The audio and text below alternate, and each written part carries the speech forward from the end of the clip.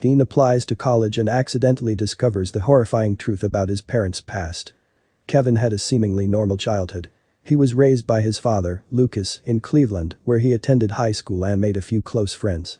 One day, while sending college applications, he found out by pure chance that he has been deceived by his parents his whole life. Kevin's mother passed away when he was still very little. His father used to say that she was a heartless, lazy woman who only cared about herself. When she discovered she was pregnant, she wanted to have an abortion, but he convinced her otherwise. As it turns out, none of this is actually true, not even the boy's name. Kevin didn't remember much of his childhood until he was about 6 or 7 years old. He and his father had always been very close. They also shared common interests, like fishing, soccer, basketball, and hiking. He even played basketball with Kevin's friends sometimes.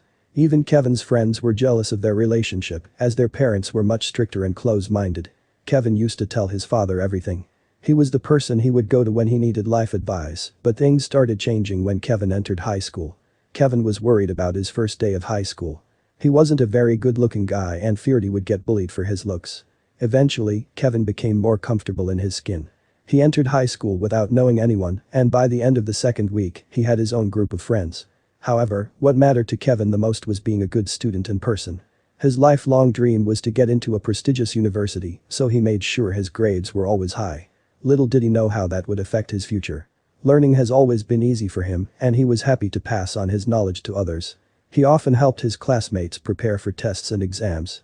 When Kevin was in 10th grade, he first brought up the topic of higher education to his father. He wanted to hear his opinion on colleges and programs, but his father's response left him speechless. His father didn't like this idea in the slightest, and he told Kevin that he would be better off working somewhere full-time after he graduated high school instead of going to college. He believed going to college wasn't worth it. Kevin was taken back by his response. That's not what he expected to hear from his father, as most parents would be happy to know their child is going places. Every time Kevin mentioned college applications, his father would get annoyed. He tried to convince him to take a year off, claiming he was making a big mistake.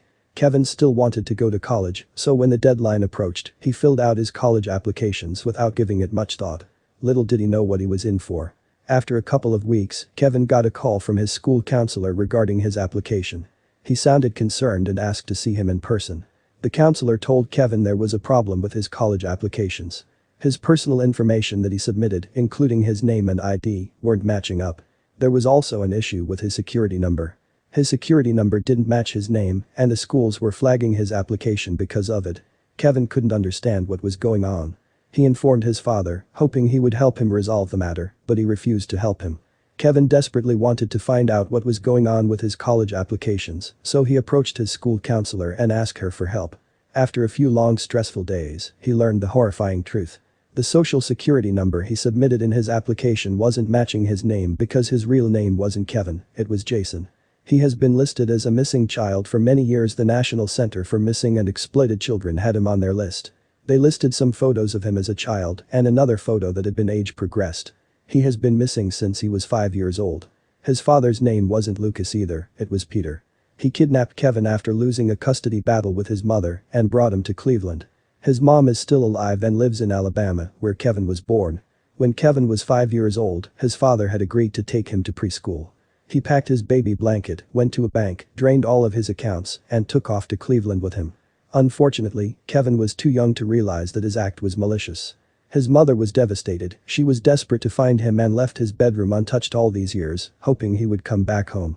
She was deeply affected by his disappearance, and her hurt carried on for 13 long years. Her son's kidnapping changed the way she lived her life.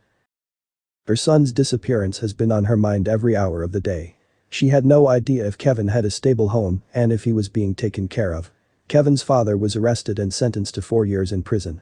The day he learned the truth about his father, he packed his bags and went back to Alabama to see his mother for the first time in years.